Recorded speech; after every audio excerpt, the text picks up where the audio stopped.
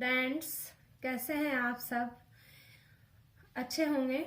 आज हम समकालीन भारत और शिक्षा में एक ऐसा टॉपिक पढ़ने जा रहे हैं जिसका नाम सुनते ही आपको ऐसे लगेगा कि वाकई में ऐसा होना ही चाहिए।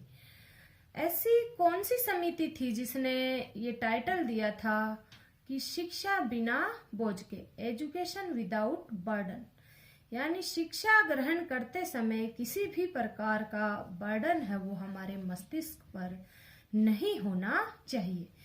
ऐसा कौन सी समिति ने कहा था?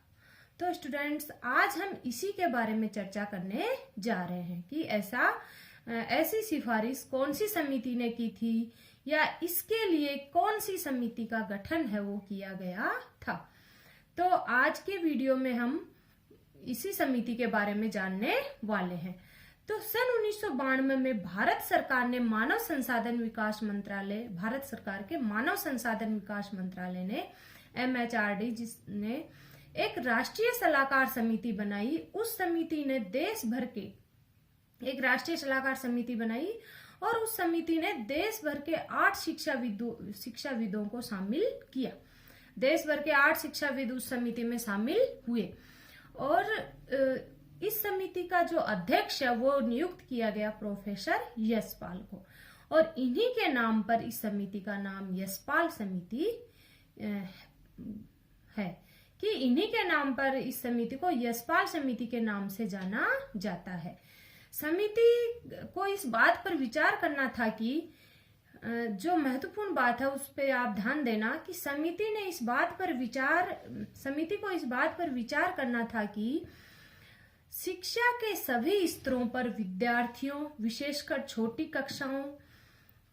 कक्षाओं के विद्यार्थियों व पढ़ाई के दौरान पढ़ने वाले बोझ को कैसे कम किया जाए, कि विशेषकर जो छोटी कक्षाओं के जो विद्यार्थी हैं उनके ऊपर पढ़ाई के दौरान क्या क्या प्रभाव पड़ रहे हैं और कैसे वो अपने मस्तिष्क पर एक बोझ लिए घूम रहे हैं, उस बोझ को कम कैसे किया जाए, साथ ही शिक्षा की गुणवत्ता में कैसे सुधार लाया जाए, इसके ऊपर इस समिति को कार्य करना था।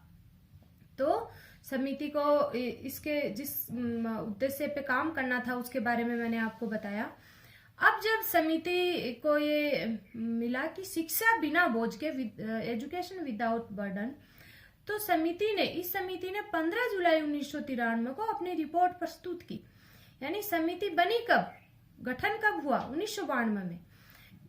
MHRD ने इस समिति का गठन किया 1992 में और इसने अपनी रिपोर्ट 15 जुलाई 1993 को प्रस्तुत की, जिसमें इन्होंने इस रिपोर्ट को 5 खंडों में विभाजित किया।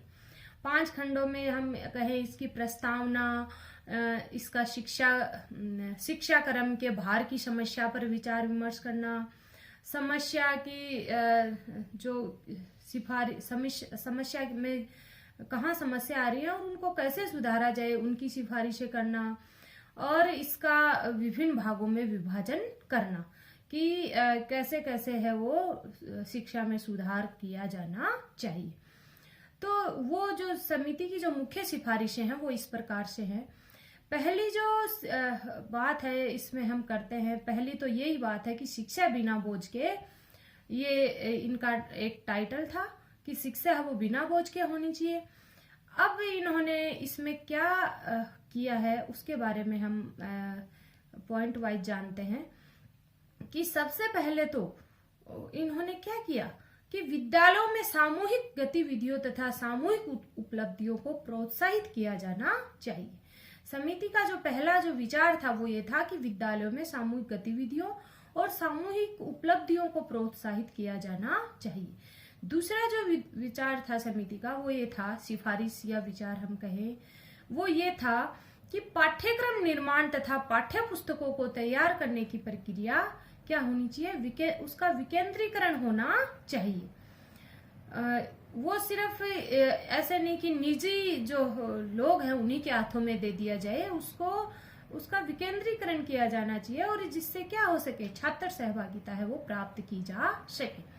फिर अगली बात आती है कि ग्राम और ब्लॉक तथा जिला स्तर पर शिक्षा समितियों का गठन है वो किया जाना चाहिए।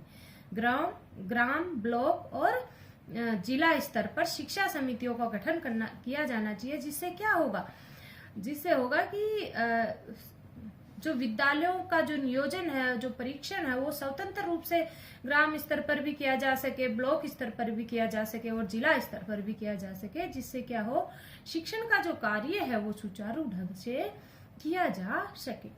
फिर अगली जो सिफारिश थी वो ये थी कि नर्सरी स्कूल खोलने तथा उनके संचालन को नियमित करने के लिए कानूनी तथा प्रशासनिक जो उपाय है वो काम में लाए जाने चाहिए।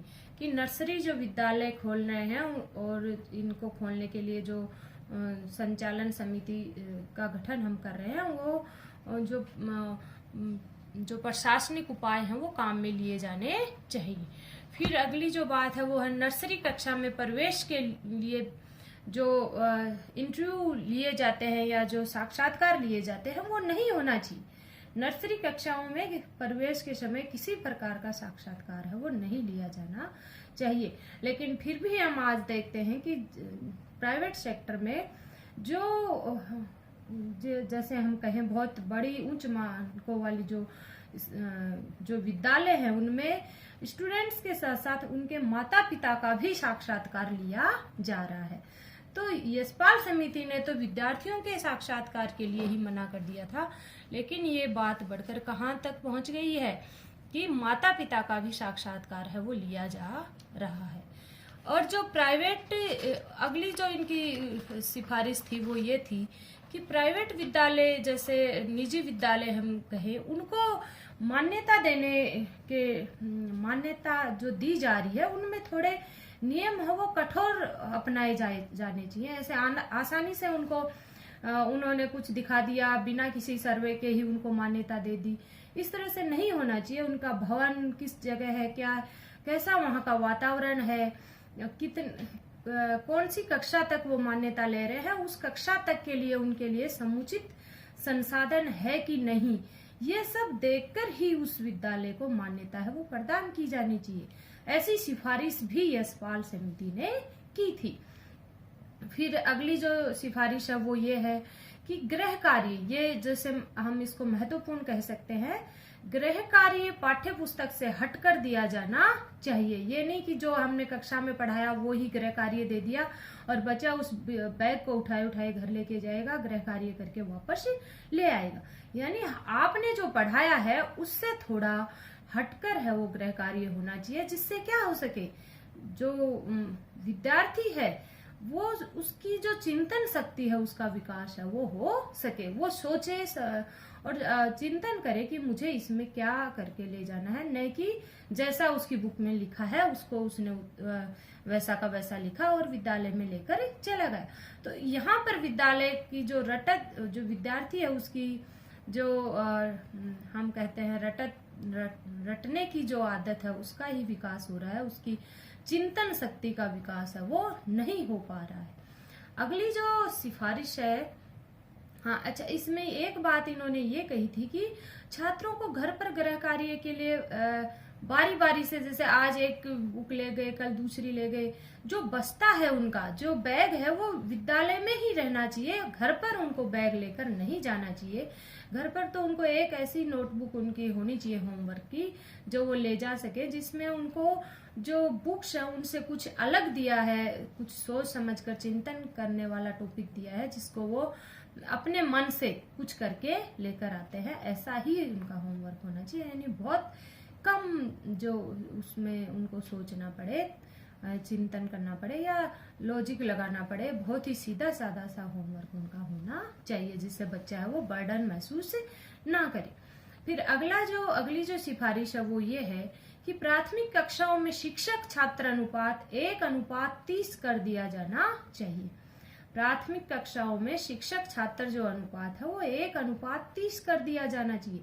अब तक यानी 1992 से पहले कितना चला आ रहा था, 1:40 चला आ रहा था। 1992 से पहले 1:40 चला आ रहा था। तो 1992 में यशपाल समिति ने ये सुझाव दिया, ये सिफारिश की कि एक शिक्षक वो 40 बच्चों को कैसे संभाल सकता है, 40 स्टूडेंट कैसे संभालेगा।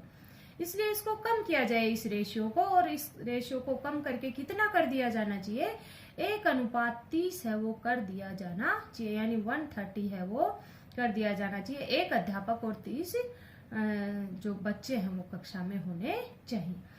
तो ये यशपाल समिति ने ना जो 1993 में अपनी रिपोर्ट प्रस्तुत की या अपनी सिफारिशें दी, उनमें उन्होंने प्रस्तुत किया था।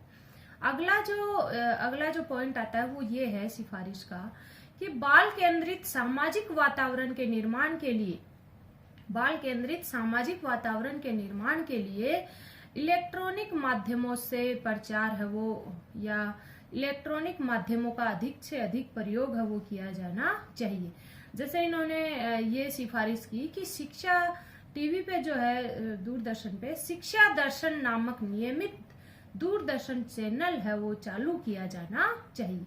शिक्षा दर्शन नामक नियमित दूरदर्शन चैनल जो है वो विद्यार्थियों के लिए चालू कर दिया जाना चाहिए, क्योंकि बच्चों को सिर्फ कक्षा में ही अधिगम उनका सुधार नहीं होता है, और भी अन्य माध्यमों से उनके अधिगम को सुधार वो किया जा सकता है। तो अगली जो सिफारिश आती है वो ये थी कि शिक्षकों की व्यावसायिक दक्षता में वृद्धि करने के लिए सेवाकालिक शिक्षक प्रशिक्षण कार्यक्रम तथा अन्य कार्यकलापों की व्यवस्था की रूपरेखा है वो तैयार की जानी चाहिए। यानी समय समय पर शिक्षकों को बच्चों को समय के अनुसार, यानी समय जैसे परिवर्तित हो रहा है, आज की जो आबादी है वो भी परिवर्तित हो रही है, आज के बच्चे भी पहले जैसे बच्चों जैसे नहीं है, तो परिवर्तन जो हो रहा है उस परिवर्तन के अनुसार ही शिक्षकों को भी प्रशिक्षण दिया जाना चाहिए, जिससे वो विद्यार्थियों को जो शिक्षण है वो अच्छी तरह से करवा सके। फिर अगली जो सिफारिश की इन्होंने वो ये थी कि भाषा की पाठ्य पुस्तकों में स्थानीय तथा बोलचाल के मुहावरों को उचित स्थान है वो प्रदान किया जाना चाहिए। भाषा को इन्होंने ये महत्व दिया कि भाषा को जीवन से जोड़कर पढ़ाना चाहिए। भाषा को जीवन से कैसे जोड़ेंगे, यानी हम जिस क्षेत्र में पढ़ा रहे हैं उस क्षेत्र में किस तरह की भाषा है वो बोलचाल में काम में ली जा रही है, और जो लगभग जैसे राजस्थान में किस तरह की भाषा है वो बोली जा रही है, तो पाठ्य पुस्तकों में भी उस बोलचाल की भाषा के जैसे मुहावरों के माध्यम से प्रयोग करें, या स्थानीय जो भी शब्द है उनके माध्यम से प्रयोग करें, उनकी पुस्तकों में उसका वर्णन होना चाहिए। ये इसलिए होना चाहिए क्योंकि जब इसका वर्णन आएगा, यानी हम अपनी मातृभाषा जहाँ से सीखकर विद्यालय में जा रहे हैं, हम विद्यालय में जा रहे हैं तो वहां पे हमें अलग माहौल मिलता है, और उस माहौल में विद्यार्थी अपने आप को किस तरह से ढाले, वो ऐसे नहीं कि तनाव में आ जाए, या उसको ऐसे लगे कि मेरे साथ मैं कहाँ आ गया हूँ, मैं क्या पढ़ने जा रहा हूँ, या मेरी जो पढ़ाई है वो अब कैसे होगी, किस तरह से होगी। तो विद्यार्थी को उसका जो घर का सा माहौल है वो लगना चाहिए। इसलिए जो बुक्स हैं उनमें भी बोलचाल, सामान्य बोलचाल की जो भाषा है उसका कहीं कहीं प्रयोग किया जाना चाहिए, जिससे बच्चा है वो तनाव में ना आए। जैसे कई बार क्या होता है, हम बच्चे घर पे हम बच्चे से हिंदी में बात कर रहे हैं, और लगभग हम कहें हमारे भारत देश को जैसे गाँव का देश वो है, वो कहा जाता है कि अधिकतर जनसंख्या है वो गाँव में बसती है। तो गाँव के जो बच्चे हैं वो उनको शहर की इंग्लिश मीडियम स्कूलों में है, जो LKG UKG नर्सरी में उनको सबसे पहले प्रवेश करवाया जाता है। तो उनके साथ इंग्लिश में जैसे बात करने, टीचर्स इंग्लिश में बात करते हैं, तो उनको आते ही ऐसे लगता है कि पता नहीं मैं कहाँ आ गया हूँ। बच्चा उस वातावरण में अपने आप को एडजस्ट है वो नहीं कर पाता है, और एक बोझ सा लेकर अपने मन में वो घूमता रहता है। यानी घर का माहौल क्या था और कहाँ कैसी उसको भाषा सुनने को मिली है, यानी अपनी भाषा में उसको शिक्षा हम नहीं दिलवा रहे हैं, तो वो भी हम बच्चे के साथ गलत कर रहे हैं। तो इस समिति की ये सिफारिश थी कि विद्यार्थियों को जैसे उनकी जो बोलचाल की भाषा है या सामान्य जो भाषा है, ऐसे मुहावरों का जो प्रयोग है वो भाषा शिक्षण में है वो उनको उपलब्ध करवाया जाना चाहिए। इसके बाद इनकी अगली जो सिफारिश थी वो ये थी कि जो प्राथमिक कक्षाओं में जो विज्ञान विषय है वो प्राथमिक कक्षाओं में नहीं होना चाहिए। प्राथमिक कक्षाओं में विज्ञान की पुस्तक है वो नहीं होनी चाहिए, क्योंकि बच्चा है वो प्राथमिक कक्षाओं में कितना जानेगा विज्ञान के बारे में, कितना वो अपने चिंतन को विकसित करेगा, कितना सोचेगा। तो प्राथमिक कक्षाओं में विज्ञान की पुस्तकें वो नहीं होनी चाहिए, ऐसी सिफारिश इस समिति ने की।